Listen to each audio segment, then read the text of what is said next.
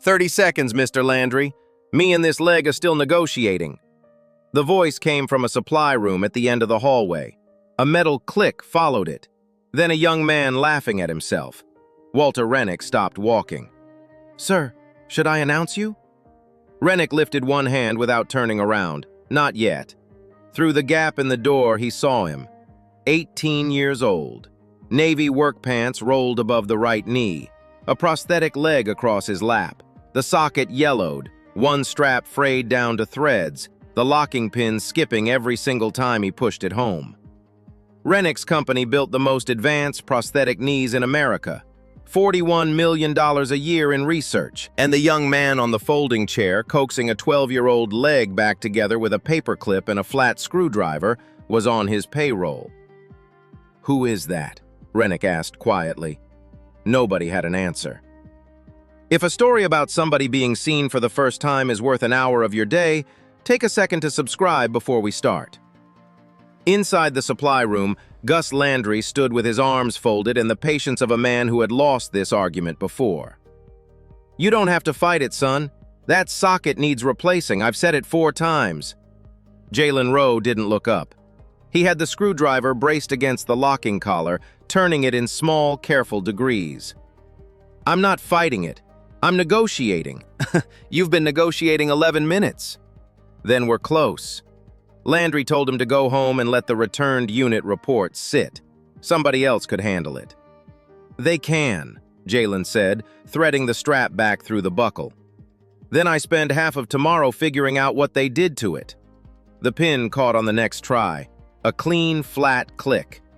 He gripped the shelf and stood, easing his weight onto the right side. His shoulder pulled tight, his jaw set. He made no sound at all. Out in the corridor, Rennick stepped back before either of them saw him. On the folding chair behind Jalen sat a chipped ceramic mug. 4 words on the side. "One step at a time." "Owen, we build microprocessor knees 8 miles from this building." He kept his eyes on the door. "Explain why a man on my payroll is rebuilding a socket we discontinued in 2013. Owen Marsh said he would look into it. He had worked for the man 9 years, long enough to know that when the founder and chief executive of Rennick Medical Technologies asked a question in that voice, he was not going to ask it twice. Rennick kept walking. He had come to Charlotte unannounced because he wanted to see how his people worked when they didn't know he was watching. He was about to find out. Jalen crossed the service floor with his coffee, got stopped twice before he reached his own desk, and answered the front desk phone before the second ring. The voice came fast and thin, a clicking sound, a knee that had started clicking in the middle of the yard, and the man couldn't tell whether it was about to give out under him. "Mr. Tolliver, before anything else, sit down on something solid. Chair, step, tailgate, whatever's closest." He waited. He didn't fill the silence. Then he pulled the file, took the model number off the hinge, asked 4 more questions, and booked a technician for that afternoon. "You did the right thing calling us. From here on, this is ours, not yours." All morning they came to him. Not one of them treated Jalen Rowe like a man who needed help. They came because he was the one who knew. At 9, Rennick sat down with the monthly quality report and a glass wall on his right that looked straight out onto the floor. Every indicator green. Returns down 4%. Staffing adequate. Operations stable. And near the bottom of the final sheet, 1 line of standard issue language. No exceptional employee contributions identified. Rennick read it twice, then looked up through the glass. Jalen had a returned knee joint open on a padded mat, a small red notebook flat beside it, and he was running a finger down a column of serial numbers, checking each one against the housing label. He moved slower than everyone around him. His attention never drifted. Rennick turned the page face down on the table. Dale Stroud ran the regional numbers with a remote in his hand and the confidence of a man who had never been asked a follow-up question. Rennick let him finish, then asked how many knee units had come back last month. 27. 23 the month before. What's causing them? Improper fitting, mostly. Customers don't always follow instructions. Through the glass, Jalen had stopped writing. He looked toward the conference room, then very deliberately looked back down at his work.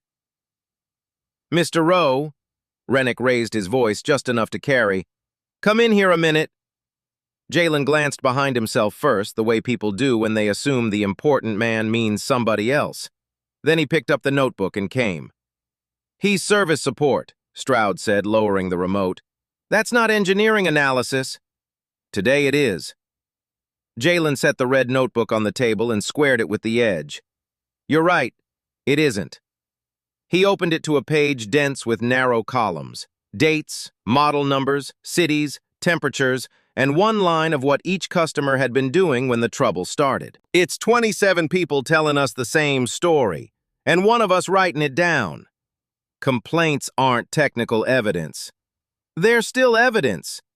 He turned the notebook so the table could see it. "Works fine in the morning. 4 hours in, it starts clicking.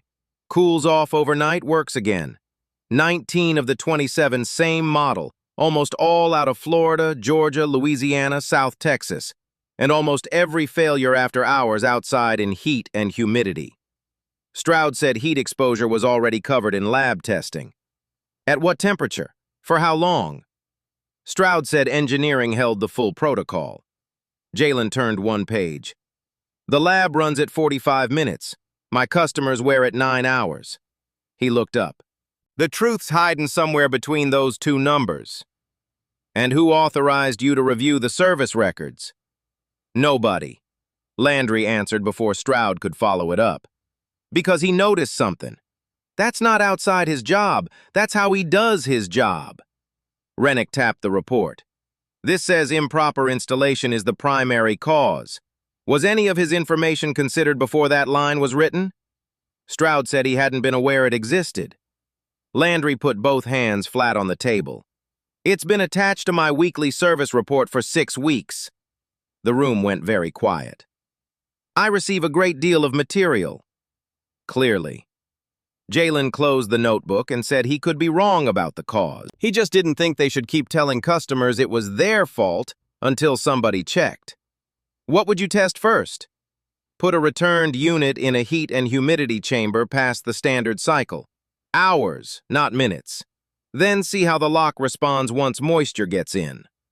Hector Ruiz said they had the equipment on site. Stroud objected that the center wasn't authorized to modify corporate procedure. "Then don't modify it. Run an additional one." Rennick reminded the room that certification was signed after the quarterly demonstration, which gave whatever was wrong with that knee about 6 weeks left to stay wrong. The meeting continued. Stroud did not ask him another question. Distinguish. If 11, Marsh had a personnel file open on the desk of an empty office. Never missed a shift without notice. Completed every optional module his position allowed. 12 customer letters naming him. Official rating, meets minimum expectations. Rennick turned the page. Gus Landry had submitted 3 separate recommendations asking that Jalen be admitted to the entry-level technical training program. All 3 came back rejected. Same reason, printed the same way each time. Insufficient professional background. Who signs these? Human Resources approved the outcome. The language came out of Research and Operations. Preston Vaughn's division. Yes, sir. Rennick asked for the originals. Every revision, every timestamp, the name of every account that had opened the file. And Owen, don't tell Vaughn what we're pulling. At lunch, Rennick found him by the window with a container of red beans and rice, finishing a phone call he clearly made every day at the same time. "Sorry, my mother and I supervise each other." What followed wasn't an interview so much as a list of things Rennick had assumed and been wrong about. Yvette Rowe worked nights at a distribution center off Wilkinson Boulevard. Her son called before the shift got heavy every day. He was 3 semesters into engineering technology at Central Piedmont, and it was nowhere in his employee file because nobody had ever asked him to update it. "What made you start tracking the knee calls? Nobody assigned it to you." Jalen took a second with that one. "Because they kept apologizing. For bothering us. For not understanding their own equipment." He set the fork down. One man told me he felt stupid because it worked fine when the technician looked at it. He wasn't stupid. He was right, and we were writing it down as user error. Rennick let the silence sit, then looked at the leg. 12 years on the frame, 3 on the socket. It had come through a children's mobility fund, and insurance covered repairs, not replacement, unless the device failed completely. It barely locked this morning. It locked! That's a low bar. It's theirs, not mine. Rennick asked why he wanted engineering and expected the answer people give in interviews. I was 11 when I lost it. Car accident. He said it the way you'd say a fact about the weather. That's not the part I think about, though. He turned the cup slowly on the table. My mother sat at our kitchen table 9 months with a phone against her ear, spelling my name to people who'd already decided no, filling out the same form 3 different ways because the wording didn't match their codes. She wasn't fighting for a leg, she was fighting for permission. At the door, he asked whether Jalen would take a place in technical research if one opened. The easy warmth went out of his face, not hostile, careful. If I qualified, and if it wasn't because of what you saw in that supply room this morning. He shifted the notebook under his arm. I'd ask for the same test everybody else takes. He left before Rennick could answer. The chamber test finished a little after 3. Ruiz pulled the unit out. Jalen logged the temperature, the exposure time, the serial number. First flex, normal. Second, normal. On the 4th, the lock hesitated. Barely, the kind of delay you'd miss if you weren't already looking for it. By the 7th, the housing made a sound. A thin, flat click. The exact sound Roy Tolliver had described into a telephone at 9 o'clock that morning. Nobody celebrated. Ruiz ran it again on a second unit and got the same result. Jalen wrote down the cycle number, the chamber reading, and the time. That was all. Rennick watched him do it and understood something no performance rating had ever recorded. He'd been right, and being right hadn't changed his handwriting. At 4, a video screen brought in 2 faces from the research headquarters across town. Preston Vaughn, Director of Research and Operations, in a suit untouched by the working day. Beside him, Diane Kessler of Human Resources, whose office had signed off on all 3 rejections. Rennick put the chamber results on the table. Vaughn barely glanced at them. 1 run, no control unit, no protocol. He folded his hands. Walter, that's an anecdote with a thermometer on it. It isn't a study. Then make it one. Rennick said what he wanted. Jalen Rowe evaluated for the technical training program. We have applicants with engineering degrees waiting on those seats. The program doesn't require a degree. It requires evidence a person can function in a technical environment. He tapped the results. So evaluate the evidence. He's 18. 6 months of phone work. Landry cut in. He's completed every module his level allows. I put that in writing 3 times. Kessler said the applications had been reviewed. They were shortened, rewritten, then rejected. The room went still. Walter. Vaughn leaned toward his camera. You walked into a service center this morning, saw a young man in a difficult situation, and decided the company failed him. That isn't a process. That's a feeling. Rennick saw Jalen's shoulders change very slightly and understood exactly what that sentence had been built to do. This isn't about his situation. It's about his work. Your process rejected him 3 times without ever testing him. Let me put the part on the table that nobody in that room wants. Vaughn didn't raise his voice. In 2011, this company announced a suspected fault on 2 service reports and a bench test. The finding didn't hold. The agency held our next 3 filings for 14 months, and 1,100 approved patients waited a year and a half for a limb. Nobody at the table said anything. So when a service center runs 1 unit in a chamber overnight and calls it a defect, I'm not being obstructive. I'm the only person on this call who has watched what it costs to be wrong out loud. Rennick looked at the screen for a while. It was a good argument. As far as it went, it was a true one. He's right about the test, Jalen said. One run isn't a study. I'd want it done properly too. For about 4 seconds, there was almost a shared position in the room. Then Vaughn kept going. Which is exactly why the training program has standards. Tests measure skill, Walter. His voice hardened for the first time. They can't measure whether a man belongs in the room. Rennick looked at the screen a moment longer. And who signed you up to decide that? Vaughn didn't answer, and Rennick understood that he had just watched a reasonable man walk one sentence past his own argument. Then Jalen put both hands on the table and said he didn't want the program because Mr. Rennick had come by that day. Kessler said that was a very sensible concern. I'm not finished. Give me the same assessment you give everybody else. Same questions, same clock, same scoring, marked by somebody who doesn't work for either of you. He closed the notebook. If I qualify, let me train. If I don't, tell me what I'm missing and I'll go learn it. And if you fail? Then I go back to work and keep studying. Rennick set it for the following Thursday with an independent reviewer scoring the paper. When the screen went black, Jalen thanked him for the opportunity. You asked to earn it. Now earn it. That part I know how to do. The assessment ran 4 hours in a windowless room. Technical reading, safety procedure, data analysis, mechanical reasoning. A proctor made him leave the red notebook on a table outside the door, and he did it without arguing. Where he didn't know a formula, he said so on the page, then wrote out how he'd go about finding it. He also flagged 2 errors in the customer data they'd supplied him. His theoretical score landed near the middle of the group. His scores in fault detection, user analysis, and practical problem solving were among the highest in it.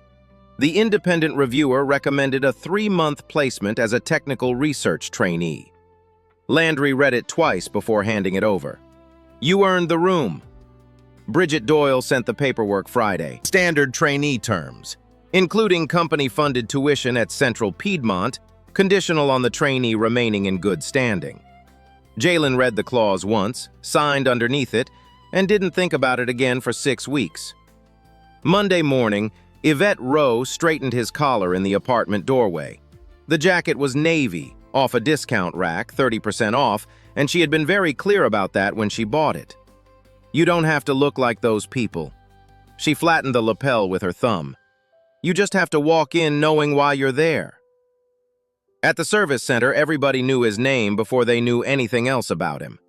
At the research building, the guard scanned his badge, looked at it, and scanned it again. Research is on 4. Visitors sign in at the desk. I'm not a visitor. Upstairs, 2 engineers passed him in the corridor. One looked at the badge, then at the leg. At the service center, people asked whether he needed help. Here, they looked long enough to decide whether he should. Bridget Doyle walked him through the restrictions fast enough that he had to work to stay level with her.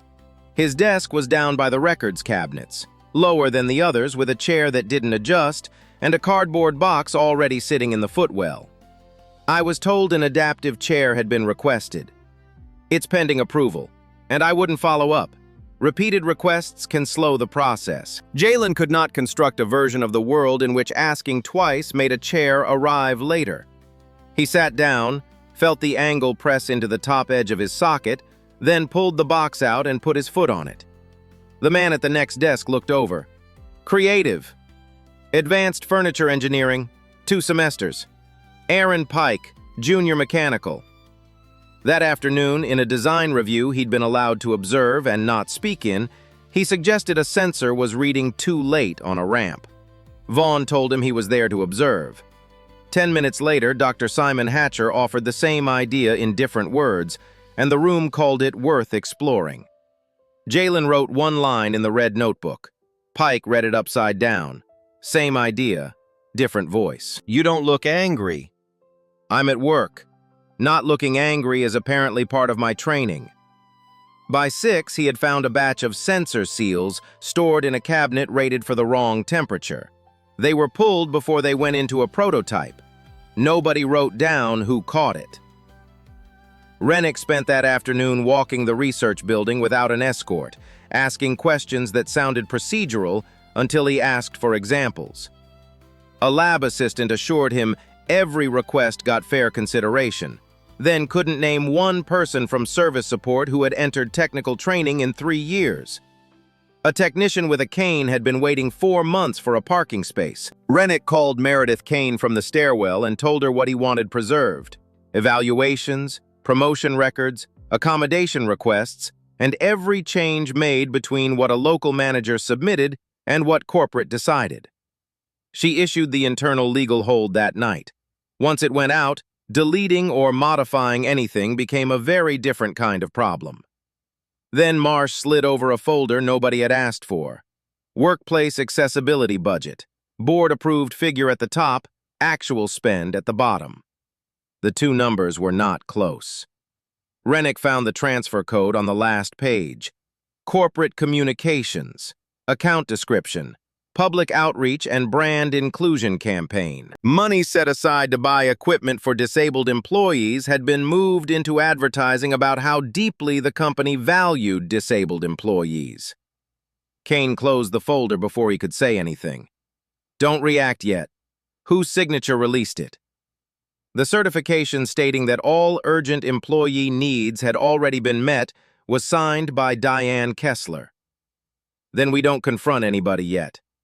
She still hadn't looked up. We preserve the chain of custody, we date every copy, and we let them keep signing things. Angry is not a legal strategy, Walter. Documented is. The proper test ran the following Tuesday. Control unit alongside the returned unit. 88 degrees, 80% humidity, and Hatcher standing over the protocol with a stopwatch, because Vaughn had used the word anecdote in front of him, and it had stuck. 60 minutes in, both units read normal. At 90, the returned unit's lock began to drag. Ruiz checked the monitor twice and said very quietly that there it was. They ran the cycle again. Flex, extend, lock. On the 5th repetition, the housing made the sound. You were right about the exposure time, Hatcher said, still looking at the readout. We still don't know why. They opened the housing on the bench. A film of moisture had formed near the sensor seal, and the adhesive holding one edge of it had gone soft enough to lift with a fingernail. The control unit seal was solid, different adhesive batch. Against the serial numbers in the red notebook, 17 of the 19 failed units traced back to the same 6-week production window. All of them used a replacement adhesive, approved as equivalent by research and operations after the original supplier raised its price. Hatcher said it had been certified as equivalent. Asked whether it had been certified over extended humidity, he checked and found it had passed the standard cycle. 45 minutes. Jalen looked at the open joint a while before he said anything. So every time we shipped one back and told a man he'd fitted it wrong, we were protecting a purchase order. Nobody answered him. He wrote the date, the time, the chamber conditions, and the name of every person in the room. Ruiz signed under the readings. Pike signed as witness. Hatcher took the pen last and held it without writing. I should have said your name in that meeting. I didn't. Jalen slid the paper an inch toward him. Sign under Ruiz. Vaughn came to Charlotte himself. He did not bring Kessler, and he did not bring a lawyer, which told Rennick more than the meeting did. He wanted 3 things on the record: that the humidity test be classified preliminary until an outside lab reproduced it, that no defect language leave the building before the quarterly review, and that the report describe the finding as the outcome of a routine engineering review. Rennick asked why the last one mattered since it changed nothing technical. Because the first 2 are defensible and the third one is survivable. Vaughn sat down without being asked. Walter, if this leaves here as a trainee in a service center found a defect our labs missed, we are not publishing a finding. We are publishing a headline. Distributors pause. The agency asks what else our labs missed, and the people who wait on our devices wait longer. It was, again, not an unreasonable thing to say. Rennick had watched a competitor lose 2 product lines to exactly that sequence. And Rowe's name? Is a distraction from the engineering. Rennick told him the finding would be filed with the signed timeline and every contributor listed on it, including the trainees. Kane caught him in the corridor afterward and asked him to wait a week. For what? For the pattern. Right now you have one altered document and a theory. Put that boy's name on a report Preston has to countersign, and Preston will stop arguing about engineering and start building a file on him instead. Then he'll be building it against my instruction. Yes. She let that sit. And he'll be doing it to an 18-year-old with no lawyer, no union, and a tuition clause. You'll be fine, Walter. He's the one standing in the road. Rennick filed the report with the names on it that afternoon. He had known Preston Vaughn for 16 years, and he believed, without ever examining the belief, that the man was rigid rather than dishonest. Through the glass wall, Vaughn read the filed version twice. He picked up his phone. The next morning, Jalen's badge opened the 4th floor and the records room. At the lab door, the reader flashed red. Pike tried his. It unlocked instantly. So much for subtlety. Maybe the machine doesn't like me. The machine got an email. Code 10, there was a second one, copied to 4 people, noting that a technical trainee had been listed as a contributor on a preliminary engineering document without supervisory sign-off. It named a policy number. It did not name Rennick, who had ordered it. Pike said that wasn't fair, since Jalen hadn't put his own name on anything. Jalen looked through the glass at Ruiz loading the next run, then slid the badge back into its holder. No, but I'm the cheapest person in this building to be angry at. He took the serial numbers down to Ruiz by hand and worked the rest of the day out of the records room, and by noon, he had tied 11 more complaints to the same adhesive batch without setting foot in a lab. Well, a little after 1, the desk phone rang. West Charlotte. Roy Tolliver's on line 2, Loretta said. Asked for you by name, told me he'd wait. The center had swapped his unit out 3 days earlier. Straightforward warranty replacement, handled locally, no corporate signature required. Because Hector Ruiz had decided he wasn't going to wait for a report to be argued about across town. Son, I walked my dog this morning. Yeah? Whole block, both ways. A short laugh. Didn't hear a thing. Jalen said that was exactly what it was supposed to do. There was a silence on the line, and when the old man spoke again, his voice had changed. Nobody ever told me it wasn't my fault. Jalen kept the phone against his ear a moment longer than he needed to. It wasn't, Mr. Tolliver. It never was.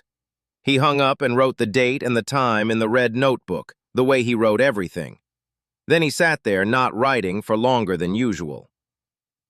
That evening, Rennick went to a community meeting off Freedom Drive. No driver, no assistant, no badge. Folding chairs, a projector screen, prosthetists at card tables while children tried on socket liners. Jalen was by the refreshments beside a woman in a distribution center jacket who had his exact way of listening without interrupting. You came to a mobility fund meeting, he said. That usually means paperwork, money, or free cookies. Rennick looked down at the plate in his own hand. So, cookies. Yvette Rowe shook his hand like a woman who had heard of him and was reserving judgment. The fund had covered the socket, the joint, and most of the therapy when her son was 15. The children's program ended at 18. Insurance called a new device an upgrade unless the old one stopped working completely. Then Yvette turned and asked the question she'd been holding all evening. Are you helping my son because he's good at his job, or because you saw that leg? Mom. No, it's fair. Rennick took his time with it. The leg made me stop. He set the plate down. Watching him work made me stay. When Jalen came back, Rennick said what he'd come to say. He wanted the company to fit him properly, not charity, a benefit. The easy expression went off his face again. Only for me? We can look at the policy. That's not what I asked. No, not only for you. Then write it first. He said it without heat. Every employee, every assisted device, repair, replacement, fitting, and nobody waits until the thing fails completely with their weight on it. Rennick said he'd have Kane draft it that week. What Kane told him the next morning was that she could draft it and not file it. The policy drew on the accessibility budget now sitting under legal hold, and signing it early would look like moving money in the middle of an investigation. It would have to wait for the board. Which meant he would walk into that boardroom on the same leg he'd been negotiating with the day Walter Rennick first saw him. On the way out, Yvette walked beside Rennick while her son stacked chairs. "Charity got my boy his first steps. We'll always be grateful for that." She stopped at the door. "But justice means he shouldn't have to beg for everyone after." 2 weeks later, the company held its largest product demonstration of the quarter. 200 people in the central atrium, hospital buyers, veterans organizations, investors, and a stage built under a bank of lights. Doyle put Jalen on the registration desk. Pike said the man who found the seal defect belonged on that stage. "I know what I did." Jalen picked up a box of brochures. "Help me move these before somebody writes a report saying I failed at paper." Then Vaughn passed him on the way to the wings and, without breaking stride, told him to carry the technical packets backstage. Which is how the one person in the building who understood the failure mode ended up behind the curtain, because Preston Vaughn wanted somebody to carry paper. The demonstration knee flexed once and stopped halfway through extension. Hatcher reset the system. 2 clean steps. On the third, the joint locked solid. The backup unit failed during calibration. What changed? It worked this morning.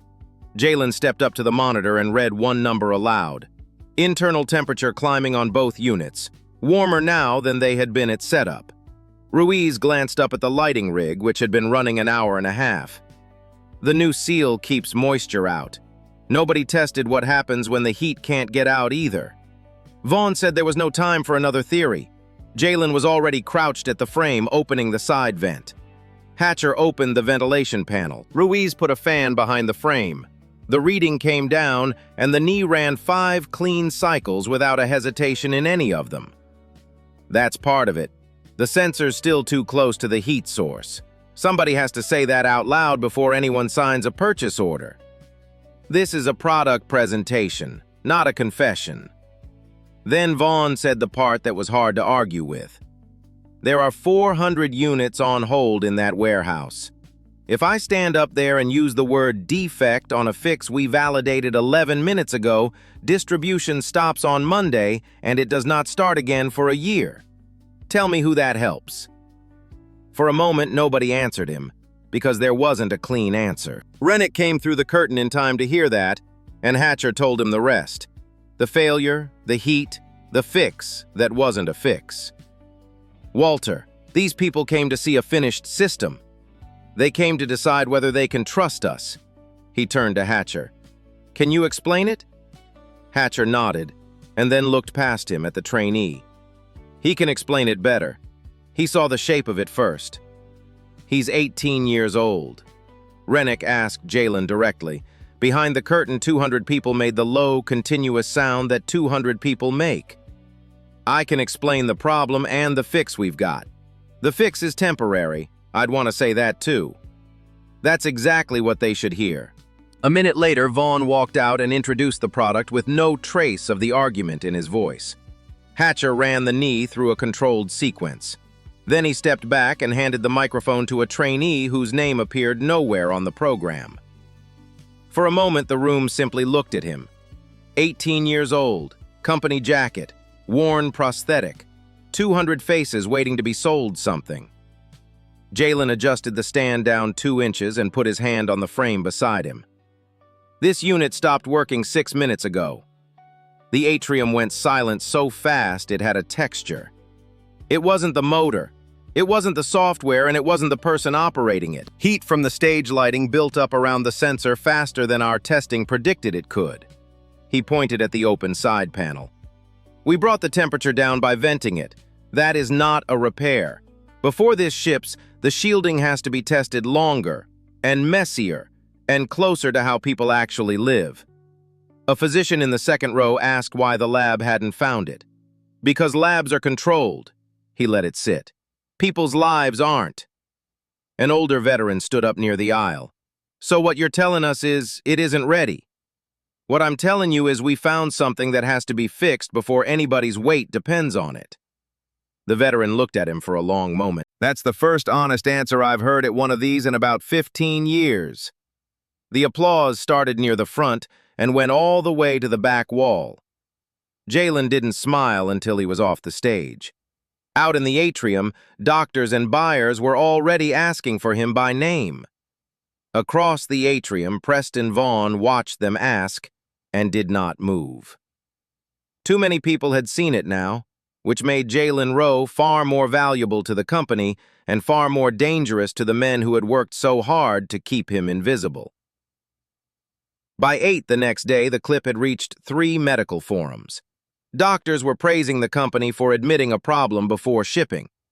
Inside the building, the response was different. Doyle came to his desk before 10 with a printed form. Vaughn wanted a statement about the demonstration, and the first paragraph had already been written for him. Technical trainee Jalen Rowe assisted with audience communication after a temporary sensor issue was identified during routine pre-demonstration testing. "Sign it," she said, not looking at him, "and let legal handle the wording." "I'll sign what happened." He handed it back. "I won't sign what's convenient." The warning appeared in his file that afternoon: unauthorized public communication. It did not mention who had handed him the microphone. Across town, Rennick and Kane had 2 versions of the demonstration report open side by side. The first named Jalen Rowe as the person who identified the heat buildup. The second credited a routine engineering review. Kane enlarged the access log. Edited at 6:14 in the morning from Kessler's terminal. She scrolled once. Her badge entered the building at 6:02. "I'm reversing the warning." "Not yet." She turned the laptop toward him. "They are building a case against him. We are building one against them. If you erase every move they make, they'll change tactics before we've finished documenting the pattern." Rennick looked at the screen a long moment and sat back down. Then Marsh's phone buzzed. Vaughn had requested an emergency session with 3 board members, on the grounds that the chief executive was interfering with research decisions and creating legal exposure by favoring one trainee. Kane closed the laptop. "He's not defending a process anymore. He's preparing to remove you from it." At the research building, Jalen got a calendar notification before lunch. His training review had been moved forward 6 weeks. Friday. Pike read it over his shoulder and said what it obviously was. They wanted him gone before the investigation finished. Jalen printed the email and slid it into the red notebook behind the chamber readings. Then Friday shows up with the right paperwork attached. The review lasted 12 minutes. Vaughn sat at one end with Kessler beside him. Jalen sat alone on the other side with the notebook squared in front of him. Rennick had not been invited, and Kane had told him not to force his way in. Every decision needed to stay on the record exactly as they made it. Vaughn read from the page. Failure to follow communication procedure. Entry into restricted areas. Technical statements to outside guests without approval. Mr. Rennick asked me to speak. It isn't in the document. Kessler folded her hands. We're reviewing your conduct, not his. Vaughn set the page down. And this is precisely the problem. You continue treating team results as personal property. I'm asking for an accurate file. You're a trainee. You were given access to senior engineers, to test equipment, to the chief executive himself. Instead of learning from it, you've spent 6 weeks contradicting the people responsible for supervising you. Jalen thought about that before he answered it. I've learned that a title decides who signs a report. He didn't raise his voice at all. It doesn't decide what happened. Kessler opened a second folder and read from it in the tone she'd have used for a parking policy. His tuition assistance was tied to good standing during the placement, and a conduct notation would be forwarded to the Education Benefits Committee. Nobody threatened him. Nobody had to. Then she told him the placement was ending that day and that his work would be recorded as incomplete due to concerns about professional conduct. Jalen opened the notebook and wrote down the time. "What are you doing?" "Keeping the file." Vaughn slid a form across the table stating that the employee accepted the review as fair and complete. "I'll sign that you handed it to me." He looked up. "I won't sign that it's true." Kessler drew a line through the final sentence and wrote, "Received only," above it. Jalen signed underneath, closed the notebook, and stood. Vaughn seemed genuinely unsettled by how quietly he took it. "Is that all you have to say?" "I already said what was true." He picked up the notebook. "Saying it louder won't make you write it down." His badge stopped opening the 4th floor before he reached the elevator. Pike was waiting by the desk with a cardboard box and the footrest box sitting on top of it. "I copied the first version of the report, the one with your name on it." "Aaron, that could cost you your job." "I watched them repeat your idea in a room once and said nothing." He closed the flaps. "I'm not doing it twice."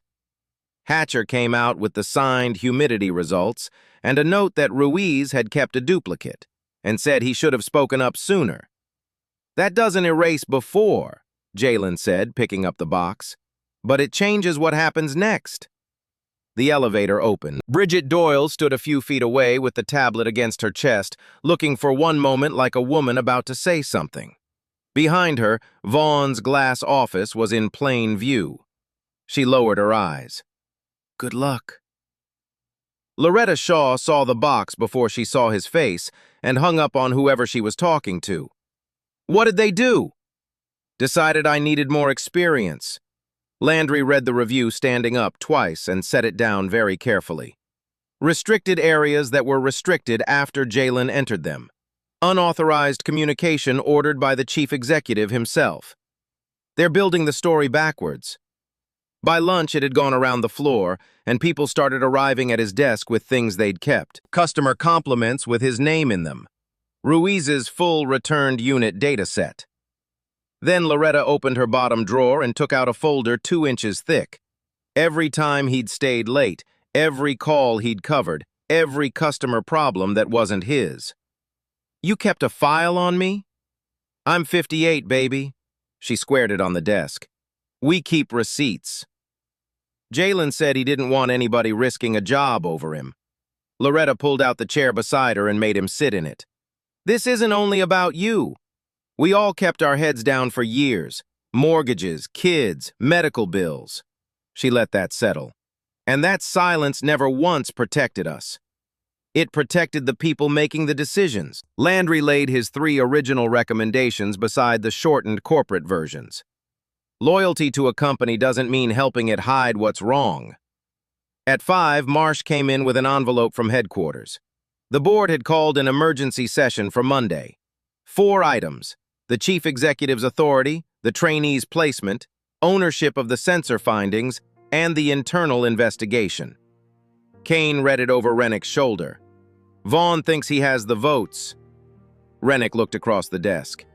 "You don't have to be in that room." "Yes, I do." They had spent 6 weeks discussing his record, his ability, and whether he belonged, in rooms he had never once been invited into. "I'm done letting other people explain me." Monday came in under a low, gray sky.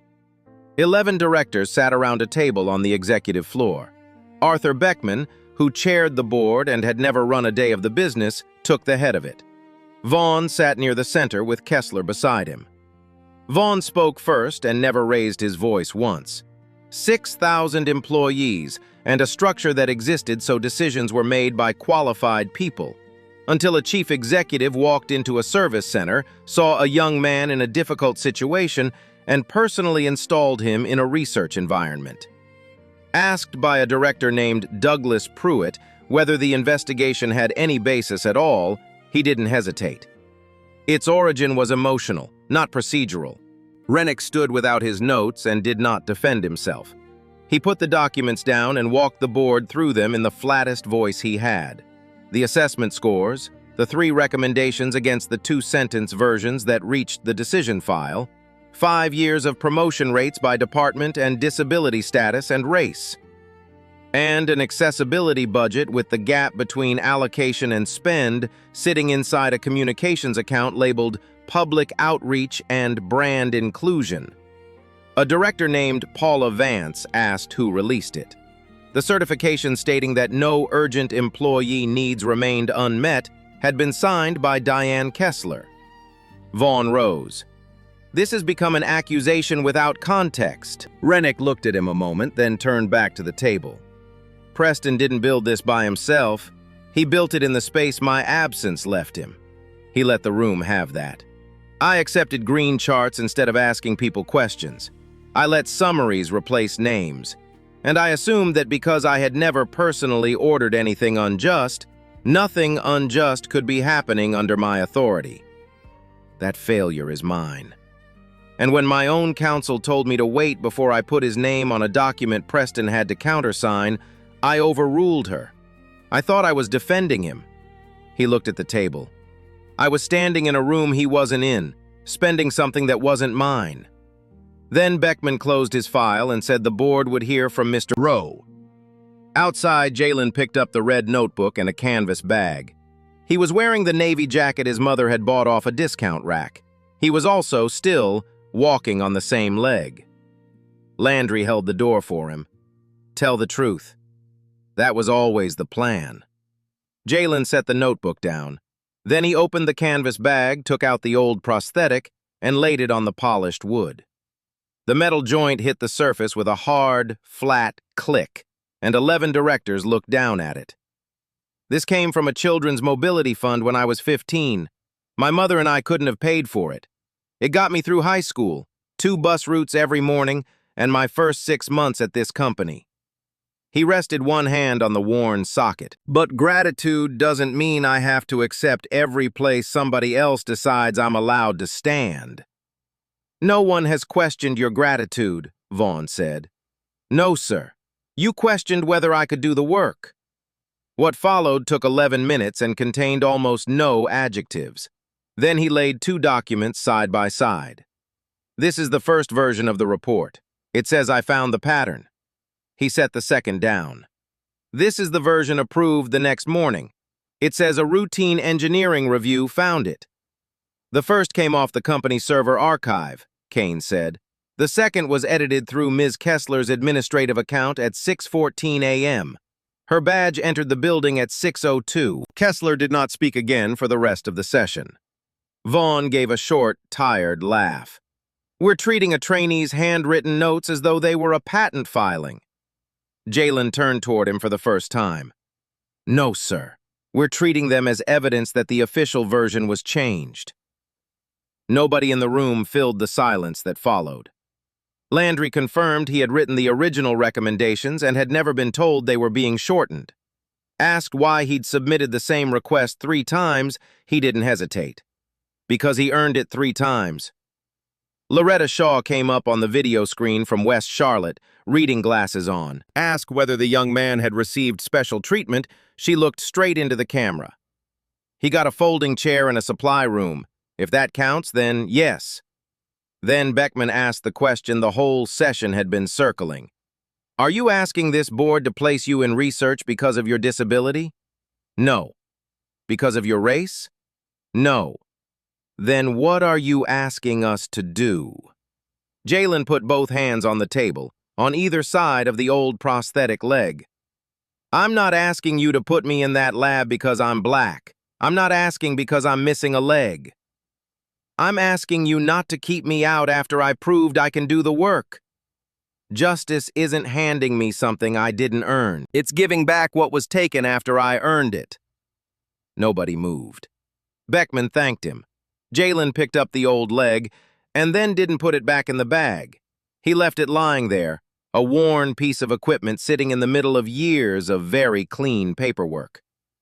The recess ran 23 minutes.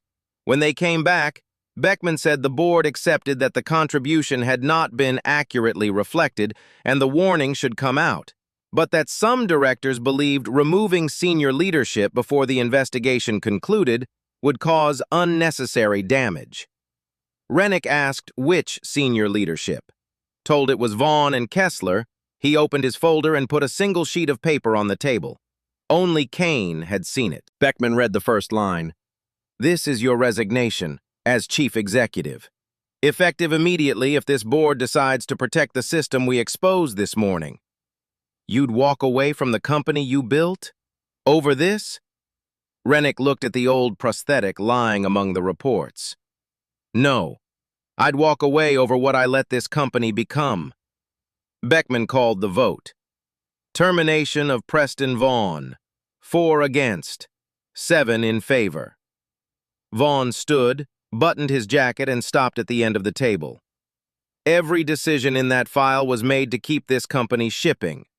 He said it evenly to the room, without looking at Jalen. "In 11 years, nobody here has been able to tell me what the safe version of my job looks like." Then he looked at the old prosthetic on the table, and for the first time that morning, he lost control of his face. Kessler's suspension and the referral to an outside investigator passed 8-3. Then the rest. 5 years of promotion decisions reopened, the accessibility budget restored, the assisted equip policy approved as written, and formal protection for every employee who had provided evidence. The warning came out of Jalen's file, and his placement was restored as a paid technical assistant contract. When it was over, Jalen picked up the old leg. "You were really going to leave, for somebody you met 3 months ago, for people I should have seen years ago." "I'm grateful. I mean that." He shifted the leg under his arm. "But don't make me the happy ending. Make sure I'm not the last one you finally see." Walter Rennick drove himself to the West Charlotte Service Center, parked between the pickup trucks, and carried his own coffee through the door. He walked down the hallway to the room where he'd first heard a locking pin skipping behind a half-open door. The supply room was gone. In its place was a bright employee support room, an adjustable chair, a fitting bench, cabinets of replacement straps and socket liners, a therapist twice a month, and a request channel that never crossed a direct supervisor's desk. And in a case on the wall, under glass, sat a 12-year-old prosthetic leg with a yellowed socket and one frayed strap. Above it, a framed line. No one should have to hide their pain to keep their job. The old folding chair was still in the corner because Loretta had refused to let anybody throw it out. "I kept it," she told him, "so no executive walks in here believing this company was always decent." Out on the floor, Jalen Rowe stood with a small group around a display. 19 now, in a research jacket, with a new prosthetic under him whose lock answered in one clean sound. The red notebook sat on the desk beside him. A trainee in a wheelchair pointed at a cluster of reports along the Gulf Coast and asked whether the seal could be reacting to salt.